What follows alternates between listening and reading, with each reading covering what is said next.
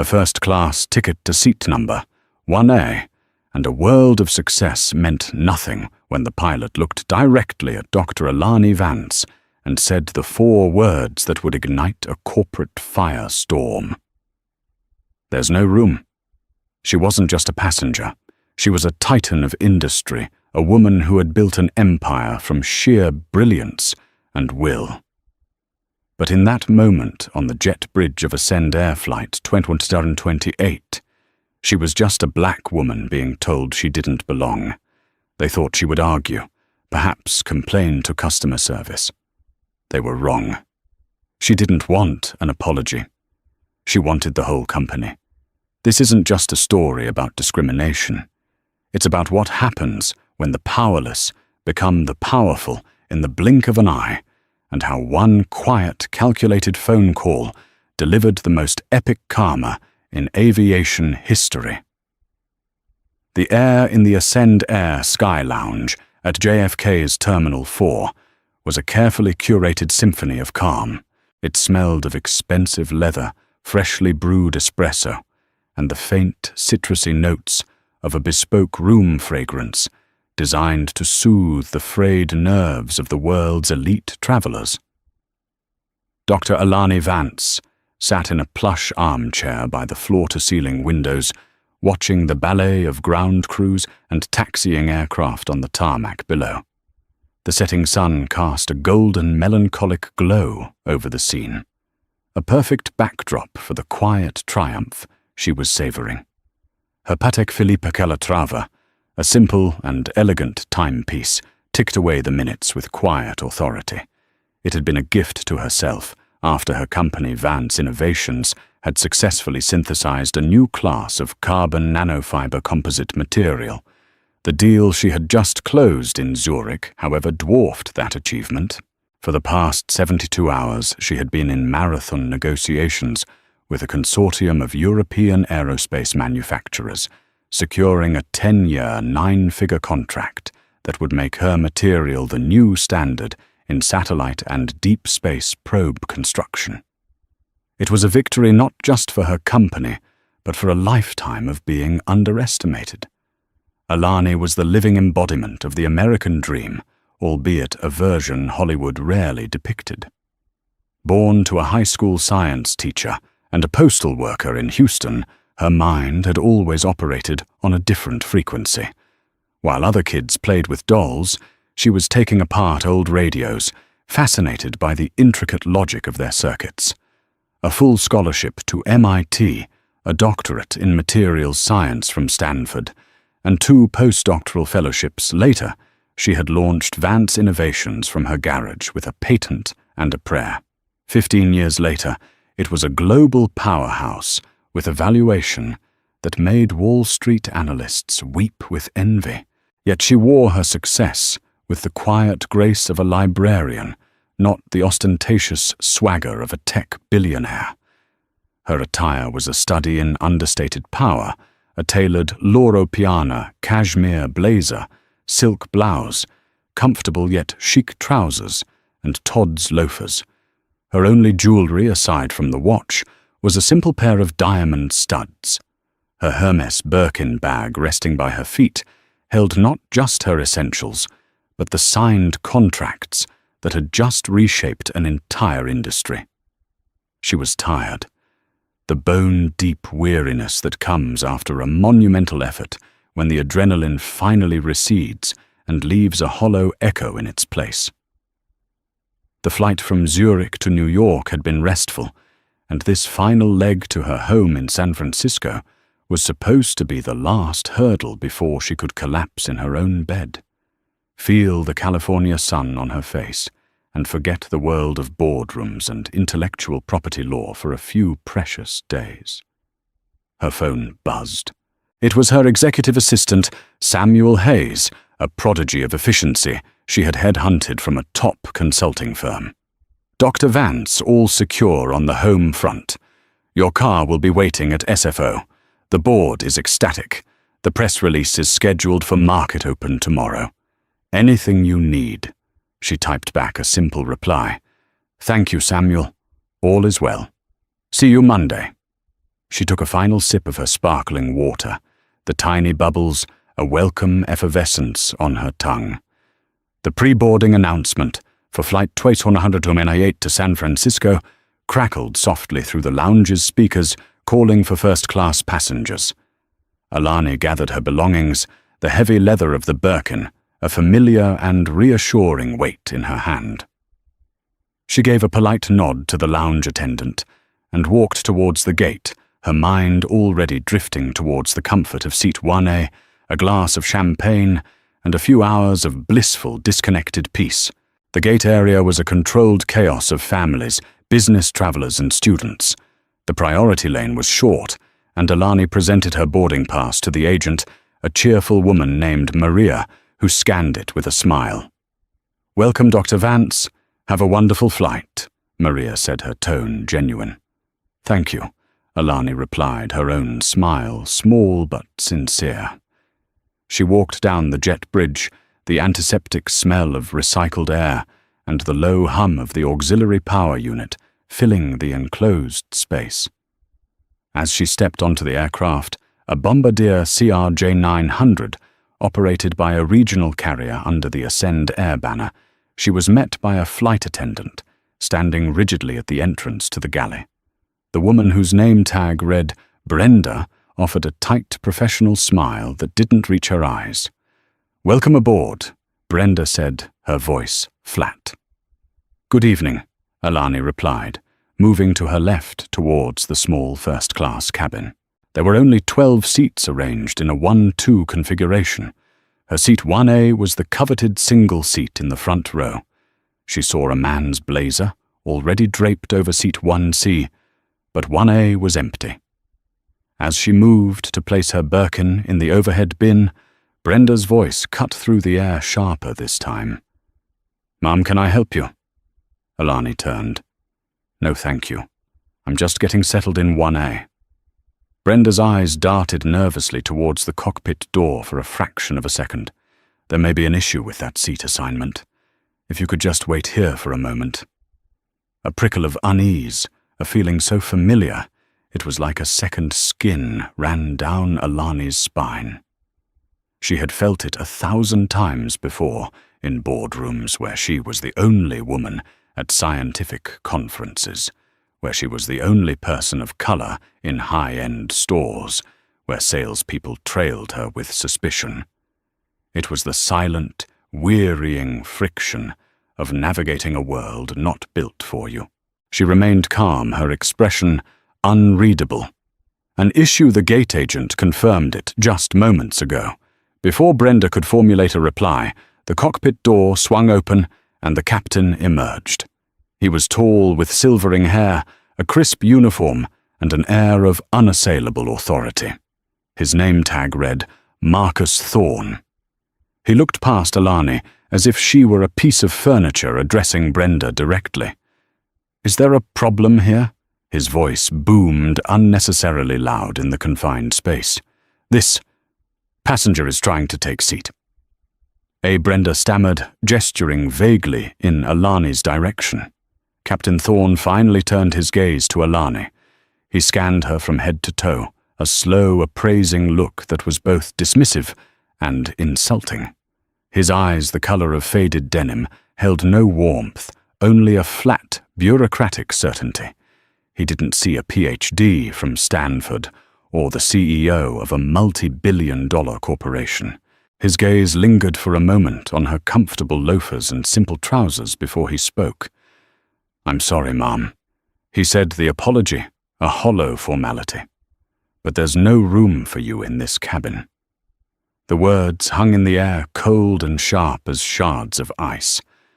No room. Alani's mind, a place of complex equations and elegant scientific theories, went perfectly still. The ambient noise of the plane, the hum of the APU, the distant chatter of boarding passengers faded into a dull roar. In that moment of profound ringing silence, an idea began to form. It was not born of anger, but of a cold, clear, and absolute calculus. Captain Thorne was about to learn a very expensive lesson in physics. For every action, there is an equal and opposite reaction. and her reaction would be anything but equal. It would be overwhelming. The silence stretched thin and taut. Alani held Captain Thorne's gaze, her own expression, a mask of serene neutrality. Inside, however, a tempest of emotions was being ruthlessly suppressed and converted into pure, cold focus. The initial shock, the familiar sting of casual bigotry, was immediately cauterized by a wave of incandescent clarity.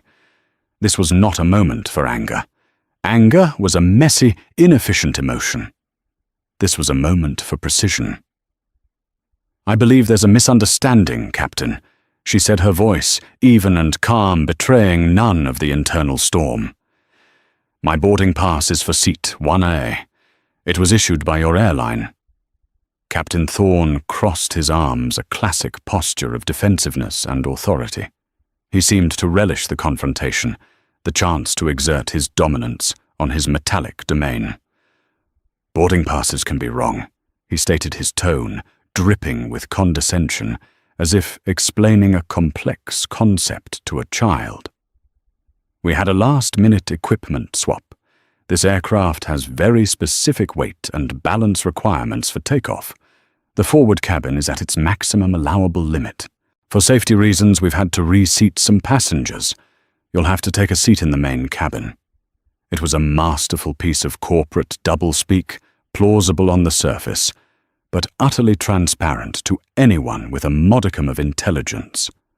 A weight and balance issue on a regional jet that necessitated moving a single 5'7" woman from the first row. It was absurd. It was a lie, and a lazy one at that. A younger flight attendant, a man named Liam, with kind eyes and a nervous energy, peeked out from the galley, a silent witness to the unfolding drama. He looked from his captain to Alani, his discomfort palpable. Alani's mind catalogued the facts. The man's blazer on seat 1C, the presence of other passengers in the first-class cabin, all of whom were white, the captain's immediate dismissive assessment of her, the flimsy, technical-sounding excuse designed to be unchallengeable. The pieces clicked into place with the chilling certainty of a mathematical proof. "I see," Alani said softly. "And has the gentleman in 1C also been reseated for this critical weight and balance issue?" A flicker of annoyance crossed Thorne's face. He wasn't used to being questioned. "That's none of your concern, ma'am. My decision is final. It's a matter of flight safety." He gestured dismissively towards the back of the plane. "Brenda will find you a seat in economy." Brenda, looking relieved to have her orders, stepped forward. "Ma'am, if you'll just follow me." Just then a man bustled past them, squeezing his way towards the front. He was in his late 20s, dressed in a Patagonia vest, over a wrinkled button-down, sporting an Apple Watch and AirPods. He was the picture of a Silicon Valley tech bro. He nodded deferentially to Captain Thorne.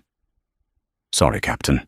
Just had to take a quick call," he said, before glancing at Alani, who was blocking his path to seat 1A. "Oh, excuse me." Thorne's entire demeanor shifted. A thin collegial smile appeared on his face. "No problem at all, Mr. Miller. We were just sorting out a seating mix-up. Your seat is ready for you." Mr. Chadwick, Chad Miller, smiled, oblivious. He gestured towards 1A. "Awesome. Thanks." He looked at Alani, expecting her to move. The puzzle was now complete. They hadn't just denied her the seat. They had given it away.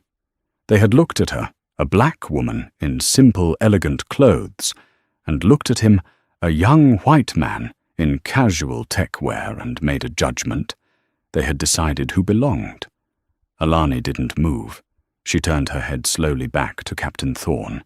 The serene mask was still in place, but her eyes now held a glint of polished obsidian. "Captain?" She began, her voice dropping to a near whisper, forcing him to lean in slightly to hear her. "Let me be perfectly clear. You are making a grave error, and it has nothing to do with the weight or balance of this aircraft." Thorne bristled his face, reddening. "Are you questioning my authority on my own aircraft?" I am the captain. My word is law here. Now you can either take the seat you're offered, or you can be removed from the flight entirely. The choice is yours." It was the final arrogant flourish, the unassailable declaration of a petty tyrant on his throne of aluminum and upholstery. He had presented her with a binary choice, a simple A or B. He had no earthly idea that she was about to invent option C. Alani offered a small, almost imperceptible nod. It was not a nod of acquiescence. It was a nod of confirmation. She had all the data she needed. "You're right, Captain," she said, her voice now devoid of any warmth whatsoever. "The choice is mine." Without another word, she turned around. She didn't look at Chad Miller, who was now looking confused. She didn't look at the other first-class passengers who were now openly staring. She walked past Brenda's stunned face and Liam's worried one and stepped off the aircraft back into the jet bridge. She didn't storm off. She didn't raise her voice. Her movements were deliberate, economical, and calm.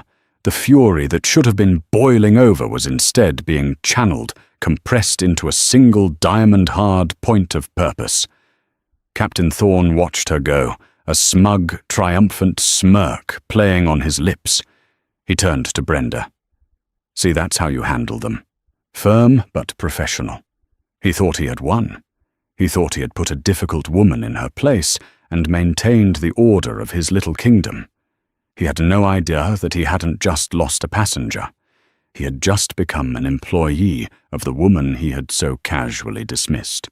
And she was about to begin his performance review. Alani stepped out of the jet bridge and back into the bustling terminal. The cacophony of gate announcements, rolling suitcases and anxious chatter washed over her, but she heard none of it. Her mind was a silent humming engine of pure, unadulterated resolve. She ignored the curious stare of the gate agent Maria, who had witnessed her deplane just minutes after boarding. She found what she was looking for, a quiet, unoccupied seating area near a charging station, away from the immediate chaos of her departure gate. She sat down, placed her Birkin beside her, and pulled out her phone. Her fingers moved with practiced speed across the screen, her knuckles white. She didn't call customer service. She didn't tweet about her experience. She opened a secure messaging app and sent a single line to Samuel Hayes. "Samuel, clear your schedule. We have an urgent M&A situation. Call my secure line, now." Less than 10 seconds later, her phone vibrated with an encrypted call. "Dr. Vance, is everything all right? I thought you were in the air." Samuel's voice was sharp with concern. "Change of plans?" Alani said, her voice a low, dangerous hum. "Samuel, what do you know about Sterling Executive Aviation?" There was a pause, and she could hear the frantic clatter of a keyboard in the background. Samuel was a master of rapid-fire information retrieval. Sterling Executive, based in Scottsdale. A premium private charter company. Fleet of about 60 mid-size and heavy jets. Gulfstream's bombardiers. Solid reputation. Market cap around 900 million. Why they have a regional commercial subsidiary they use for short-haul connectors and to monetize their older fleet, Alani stated more than asked. More typing, yes. Acquired it 3 years ago. It's called Ascend Air. It's a small part of their portfolio, mostly operates on the east and west coasts. Dosau, Vance, what's going on? Alani took a deep, steadying breath, the recycled airport air tasting of ozone and opportunity.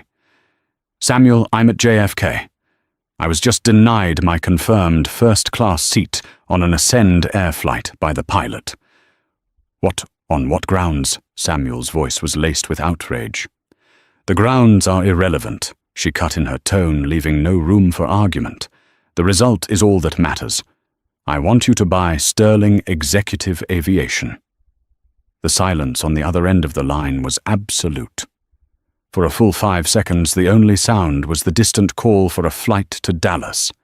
Samuel, a man who had helped her navigate hostile negotiations with Japanese tech giants and ironclad German patent lawyers, was speechless. "Did you say, buy it?" he finally stammered. "Yes, Samuel. Not a jet. Not the subsidiary. The entire parent company. I want you to call the M&A team at Goldman Sachs. Use our emergency acquisition fund. I want to launch an all-cash hostile tender offer. I want it on the CEO's desk in the next 30 minutes. Dr. Vance, a hostile takeover of a publicly traded company that takes weeks, months of planning." "We don't have weeks," Alani said, her voice dropping to an icy whisper. "We have until that plane closes its doors. Offer them 25% above today's closing market price. That's roughly $1.125 billion. All cash. Waive all due diligence. The offer is good for 2 hours. Tell the team I want it executed through our shell corporation, Pinnacle Holdings. No one sees the Vance Innovations name until the deal is done." Samuel was no longer stammering. The shock had been replaced by the thrill of a monumental challenge. This was what he lived for. A 25% premium all cash. The board will have a fiduciary duty to present that to the shareholders. They'd be crucified if they didn't. It'll trigger every alarm bell on Wall Street. "Let it," Alani said. "I want them to panic. I want the CEO pulled out of whatever dinner party he's attending. I want his phone to melt. Get it done, Samuel." "Consider it done," he replied, his voice now a blade. "I'm making the calls now. I'll keep you updated via secure text." The call ended. Alani sat back, the phone feeling cool and heavy in her hand. $1.25 billion. To most people, it was an unimaginable fortune. To her, it was a tool, an instrument of leverage. The money she had just committed was more than the annual GDP of some small countries, and she had just deployed it as a weapon in a battle that started over a single airplane seat. She looked over at Gate C-32. The jet bridge was still attached to Flight 128. Passengers were still trickling aboard. Captain Thorne was probably in his cockpit right now, going over his pre-flight checklist, basking in the glow of his petty victory, completely unaware that the tectonic plates of his entire corporate world were beginning to shift violently beneath his feet. He had told her there was no room. She was about to show him that she had just bought the entire building. The cold, hard logic of it was beautiful in its simplicity. You don't argue with the gatekeeper. You buy the gate, the fence, and the pasture it sits on. Her phone buzzed with a text from Samuel. "Goldman is on it. The wolves have been unleashed. Offer letter being drafted." A few minutes later, another text. Offer submitted to Sterling's corporate counsel and the office of the CEO. Alani allowed herself the smallest, most dangerous of smiles. The clock was ticking. The 2-hour window had begun. She settled in to wait the picture of patience, but it was the patience of a predator utterly still, waiting for the precise moment to strike. Richard Sterling, the CEO of Sterling Executive Aviation, believed life was best enjoyed from a meticulously manicured vantage point. Tonight, that vantage point was the 18th green of the Winged Foot Golf Club, where he was sinking a final triumphant putt as the last rays of sunlight bled from the sky. He was celebrating a successful quarter with 2 of his biggest investors, basking in the warm glow of clinking whiskey glasses and mutual self-congratulation. To another quarter in the black, Richard said, one of the investors, a portly man named Harrison. Ascend Air is proving to be a surprisingly robust little cash cow.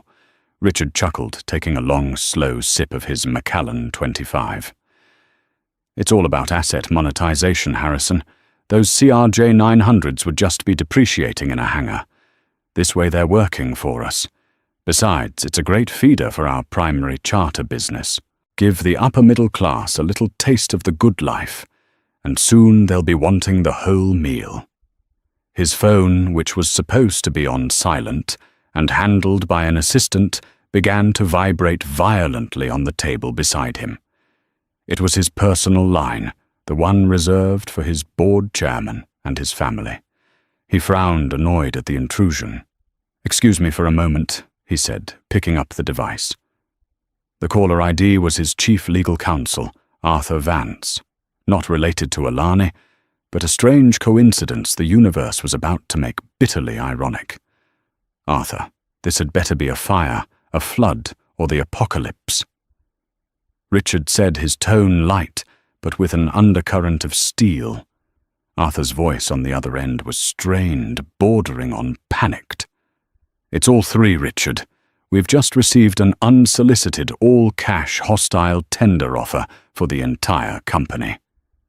Richard Sterling froze, the expensive whiskey suddenly tasting like ash in his mouth. "What, from who? Air Lease Corp, NetJets? No, we've never heard of them. A shell corporation called Pinnacle Holdings," Arthur said, his voice tight. "Richard, the offer is for $1.125 billion. That's a 25% premium on our closing price today." Richard nearly dropped his glass. He walked away from the table, turning his back on his investors, his voice dropping to a harsh whisper. "That's insane. Who has that kind of liquid capital to throw around for a blind offer?" "It has to be a joke. It's not a joke. It came through Goldman Sachs. It's been verified. And there's more. They've waived all due diligence, and the offer expires in 1 hour and 48 minutes. The implications crashed down on Richard like a physical weight. A no due diligence all-cash offer at a massive premium was not a negotiation tactic. It was a corporate assassination. It was designed to be irresistible to force the board's hand. Under the law, they had a fiduciary duty to their shareholders. Ignoring a credible offer that would instantly increase the value of their stock by 25% was a one-way ticket to a class action lawsuit that would strip them all of their fortunes. "They're trying to force a sale," Richard hissed. "Get the board on an emergency conference call. Now, we need to find out who Pinnacle Holdings is. Stall them. Tell them we need more time to review." "They won't stall," Richard Arthur interrupted. "The terms are explicit. Accept within the window, or the offer is withdrawn permanently. This is a blitzkrieg. Whoever is behind this wants the company, and they want it tonight." Richard's mind raced. Who could it be? A rival trying to swallow them whole? A foreign sovereign wealth fund? A tech billionaire looking for a new toy? It didn't make any sense. His other phone, his corporate device, began to ring. It was his head of operations. He patched the call through. "What is it?" he snapped. "Sir, we have a strange situation at JFK. Flight 2128 to SFO.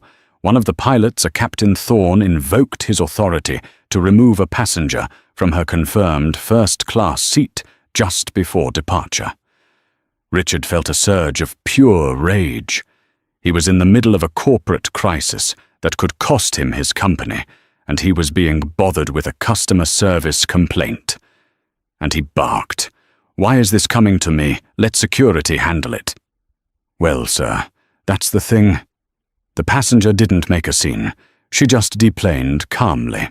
We ran her name through the system just as a precaution. The passenger from seat 1A, her name is Dr. Alani Vance. The name meant nothing to Richard. So what is she, a celebrity? A politician?" "No, sir," the operations chief said, his voice hesitant. "She's the founder and CEO of Vance Innovations."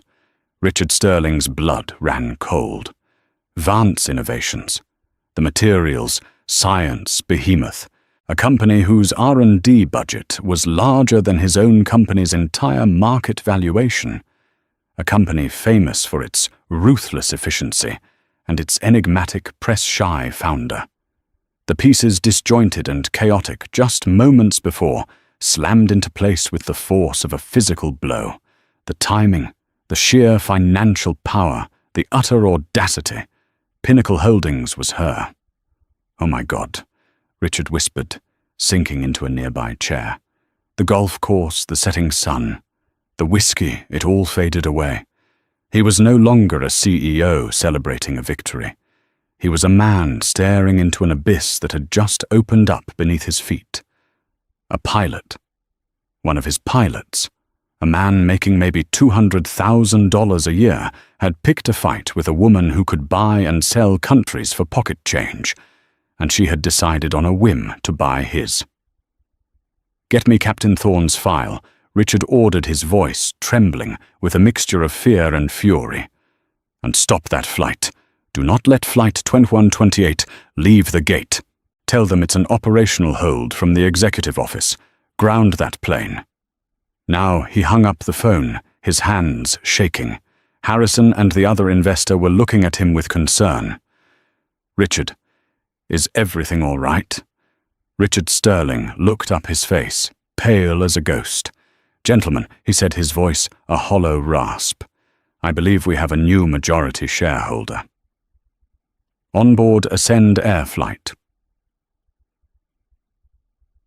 The atmosphere was growing restless. The scheduled departure time had come and gone 15 minutes ago. The cabin doors were still open, the jet bridge stubbornly attached. Passengers were grumbling, checking their watches and casting annoyed glances at the flight attendants. In the cockpit, Captain Marcus Thorne was fuming. He had just received a direct order from the Central Operations Center in Scottsdale Hold at the gate. "Do not close the door. Await executive directive." No further information. "Executive directive," he grumbled to his first officer. "For a regional flight to San Francisco, someone in management needs to get a life. It's probably some nonsense about our on-time performance metrics." He was still feeling smug about the earlier confrontation. He had asserted his authority, maintained order, and ensured the right kind of person was enjoying the premium cabin. He had done his job. In the first-class cabin, Chad Miller was already on his second pre-departure mimosa, tapping away on his laptop, completely oblivious to the drama that had secured him his spacious seat. Brenda, the senior flight attendant, was fielding increasingly irritated questions from passengers with a plastered-on, brittle smile. The younger flight attendant, Liam, was quietly collecting trash in the galley, trying to make himself as small as possible. He had a sick feeling in his stomach. The look in Dr. Vance's eyes as she deplaned hadn't been one of defeat. It had been something else entirely. Something cold and terrifyingly calm. Suddenly, a new figure appeared at the open door of the aircraft. It was the gate supervisor, a woman Thorne recognized, and behind her stood two stern-looking men in dark suits who were definitely not airline employees. The gate supervisor looked flustered.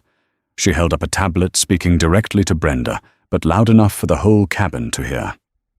"Attention, flight crew.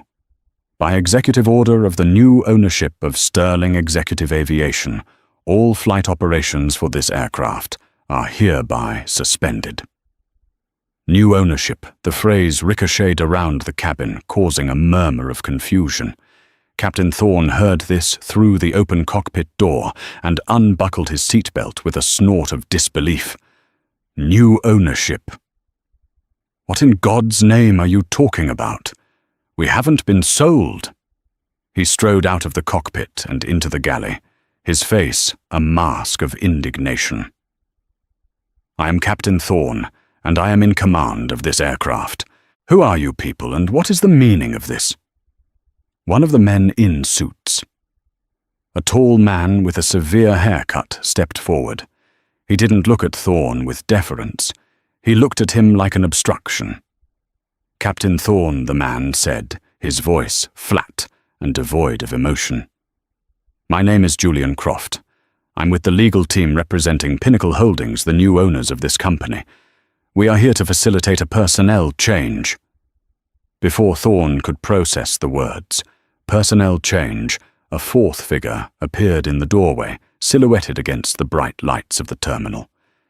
It was Dr. Alani Vance. She stepped aboard the aircraft, not as a passenger, but as something else entirely. She was flanked by the gate supervisor and the lawyers. Her calm, unreadable expression was the same, but the power dynamic in the small enclosed space had shifted so profoundly it was almost a physical force. The air crackled with it. The whispering in the cabin died instantly. Every passenger, including a now very confused Chad Miller in seat 1A, was staring, sensing they were witnessing something monumental. Alani's gaze swept over Brenda, who shrank back as if she'd been struck. It passed over Liam, who stood frozen, holding a small trash bag. Finally, her eyes locked onto Captain Marcus Thorne. She didn't raise her voice. She didn't need to. Her words, delivered with the precision of a surgeon's scalpel, cut through the silence. "Good evening, Captain Thorne," she said, her voice cool and clear. "I believe we've met. I am Dr. Alani Vance. You may not be aware, but over the last 45 minutes, my holding company has successfully acquired a controlling interest in Sterling Executive Aviation." Thorne's jaw went slack. His arrogant, ruddy face paled, the blood draining from it, as the monstrous, impossible truth of her words began to sink in.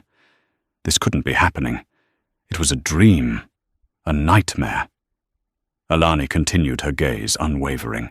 "As the new owner, my first official act is a matter of flight safety." She used his own words against him, turning them into a weapon. "I've reviewed your justification for denying me my assigned seat, and I find it, and by extension, you to be a significant liability to this company's brand and operational integrity." She took a small step forward, her presence filling the small galley. "Therefore, Captain Marcus Thorne, your employment with the Ascend Air and any affiliate of Sterling Executive Aviation is terminated, effective immediately. The gentleman behind me will escort you from the aircraft. Please collect your personal belongings from the cockpit. You are no longer in command." The shock was absolute. Thorne staggered back a step, his mouth opening and closing silently like a fish. The authority, the arrogance, the entire world he had built for himself over a 30-year career had just been publicly and brutally dismantled in less than 30 seconds. You can't do that," he finally stammered, his voice a pathetic squeak. Alani's expression remained unchanged. "I can," she said, "and I have. There is no room for you in my company." She then turned her attention to Brenda, whose face was now a mask of pure terror. "Brenda, your complicity and poor judgment have also been noted. Your employment is also terminated effective immediately. Please leave the aircraft." Brenda let out a small choked sob and fled down the aisle, pushing past stunned passengers. Alani's gaze then fell upon Liam. The young man was pale, trembling slightly, but he met her eyes. She saw the fear, but also the shame he had felt during the initial incident. "Liam," she said, her voice softening for the first time. "You are promoted to senior flight attendant for this cabin. Please prepare the remaining passengers for departure. We will have a new flight crew here in 20 minutes. Inform the passengers that their inconvenience will be compensated. Everyone on this flight will receive a full refund and a $10,000 travel voucher for any Sterling-owned flight, private or commercial. Apologize for the delay which was caused by a necessary change in management." Liam could only nod, his eyes wide with disbelief and a dawning sense of respect. Finally, Alani looked into the first-class cabin, and her eyes met those of Chad Miller, who was sinking lower and lower into seat 1A, looking as if he wished the earth would swallow him whole. She walked calmly down the aisle and stopped right beside him. She didn't address him with anger, but with a quiet, devastating finality. "Excuse me," she said politely. "I believe you're in my seat." The karma that befell Captain Marcus Thorne was not a single swift strike, but a slow grinding and meticulous unraveling. Dr. Alani Vance was a scientist. She believed in systems, processes, and consequences that were both logical and thorough. simple revenge was fleeting. Systemic change and the public dismantling of a man who embodied a toxic culture was permanent. After being escorted off the plane by Alani's lawyers, a humiliating perp walk in front of his crew and passengers, Thorne found his corporate access cards were already deactivated. His company email was locked.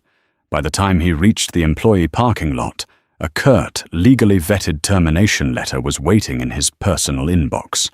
The reason cited was not the confrontation itself, but a gross violation of corporate conduct and failure to adhere to the company's core principles of customer service and inclusion. A clause so broad and ironclad it was legally unassailable. He thought he could fight it. He hired a lawyer threatening a wrongful termination suit. The response from Sterling Executive Aviation's new legal team, now bolstered by Alani's own formidable corporate attorneys, was a polite but chilling letter. It informed him that should he proceed, they would be forced to release the full internal report on the incident, including sworn affidavits from Liam and 2 other passengers who had overheard the exchange, as well as Thorne's own history of minor but consistent customer complaints, which painted a pattern of arrogant and discriminatory behavior. Furthermore, they would be filing a formal review of his conduct with the Federal Aviation Administration, FAA, questioning his judgment and temperament under the professional responsibility clauses of his pilot certification. His lawyer advised him to drop the case immediately. The FAA inquiry was the true death blow. An airline captain's career is built on a foundation of trust, professionalism, and a clean record.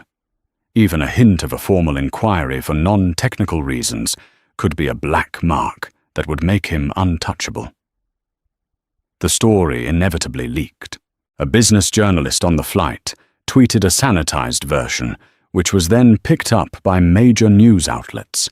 The narrative was electrifying. Discriminated tech CEO buys airline mid-flight. Sterling Executive Aviation stock, after the initial surge from the buyout, became a hot topic. Instead of letting the story spin out of control, Alani's new PR team took charge. They released a statement. It didn't name Thorne, but it didn't have to.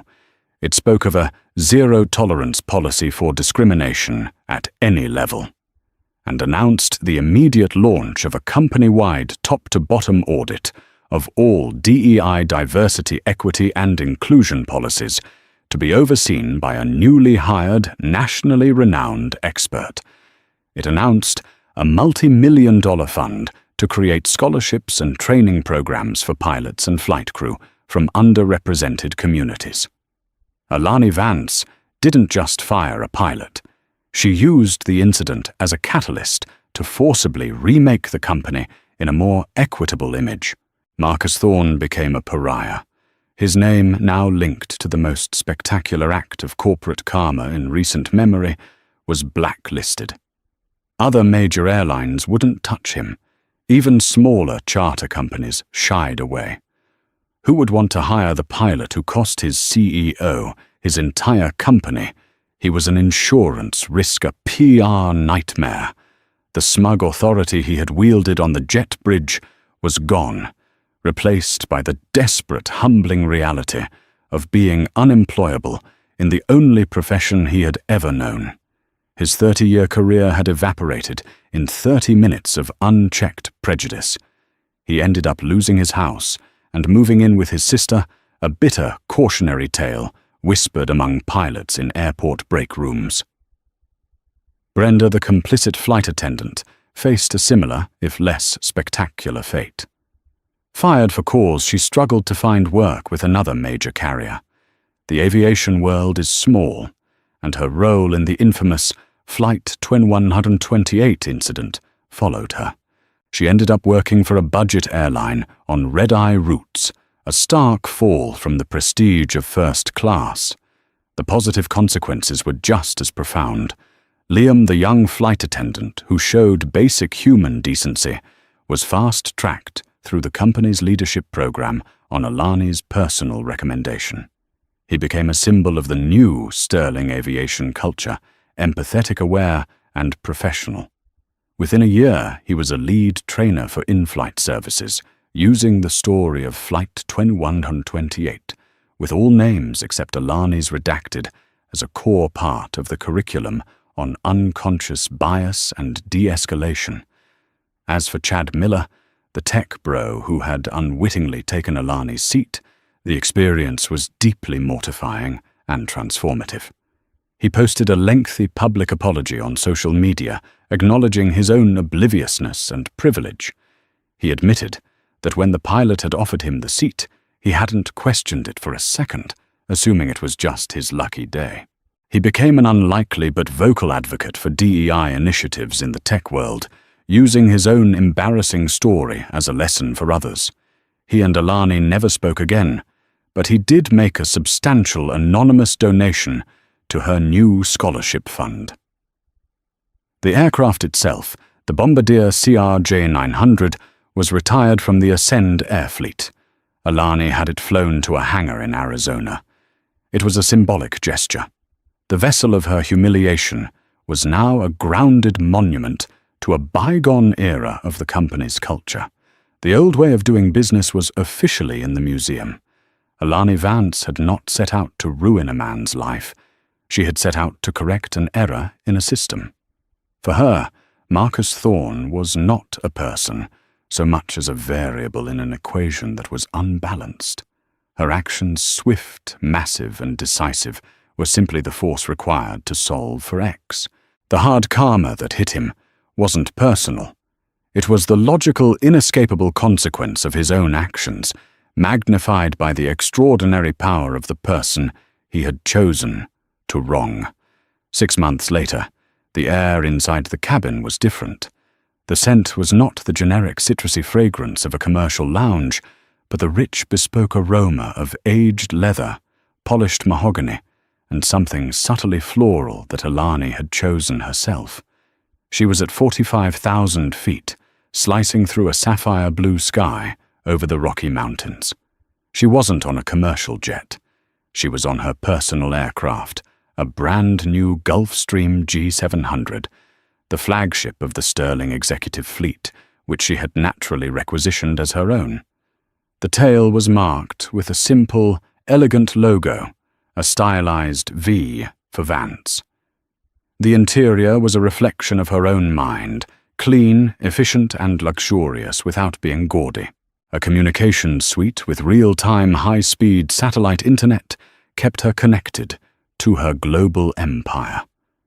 A small library contained works of science, philosophy, and poetry. A perfectly appointed galley produced a cup of Darjeeling tea, served just the way she liked it.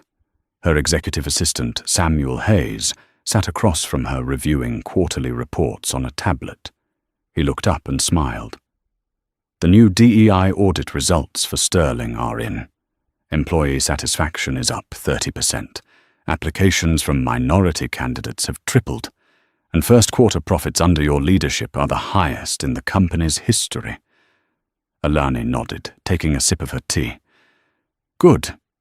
Efficiency is not just about logistics, Samuel. It's about people.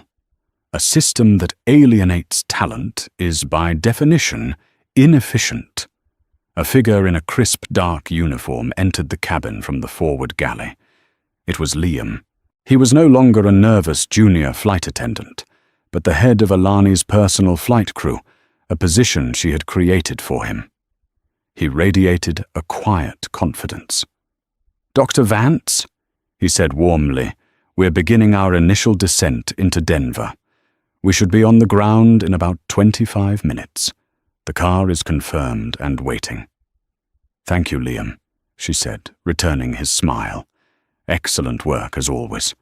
He gave a small nod and retreated back towards the cockpit, his professionalism absolute. He was a daily reminder of the good that could be cultivated when potential was recognized and rewarded. Alani was not on her way to another board meeting or a tense negotiation. She was flying to Denver to launch the Vance Foundation's most ambitious project yet, the Quantum Leap Initiative. It was a massive, privately funded educational program designed to build and staff state-of-the-art STEM labs in underserved high schools across the country. She was going to give thousands of brilliant kids like she once was the tools and opportunities they needed to reshape the world without the friction of prejudice she had to endure. She had leveraged the ugly incident at JFK into a force for overwhelming good. Buying the airline wasn't an act of revenge. It was an acquisition of a platform. She had taken a corporation with a flawed culture and was systematically rebuilding it from the DNA outward, making it not only more ethical, but more profitable. The profits, in turn, fueled the philanthropic work that would be her true legacy. Looking out the wide panoramic window of the G700, Alani watched the sprawling landscape of America unfold below. She thought back to that moment on the jet bridge, the 4 words that had set this all in motion. There's no room.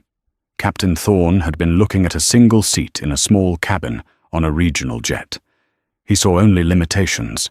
She, on the other hand, had looked at the same situation and seen the entire sky. And she had decided to buy it. Not for herself, but for everyone who had ever been told they didn't belong.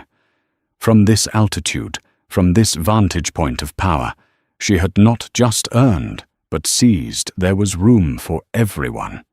The horizon was limitless.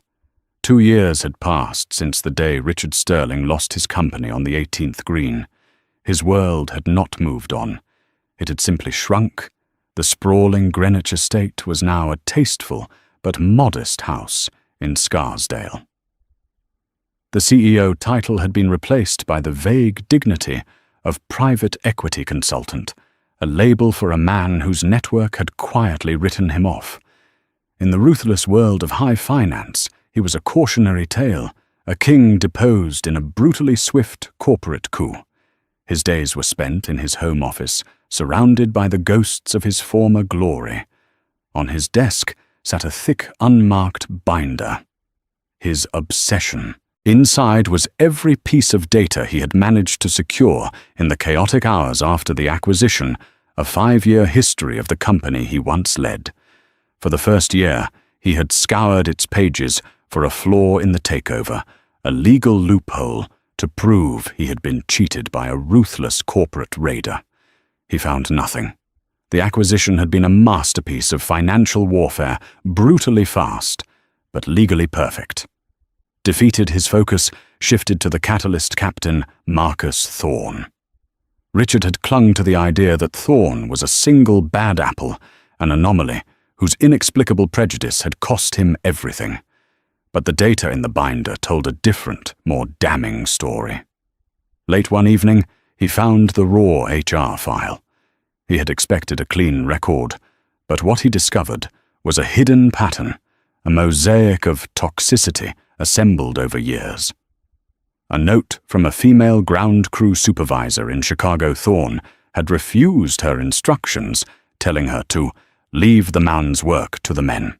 A complaint from a family flying to Orlando, Thorne, had been rude and dismissive about their children.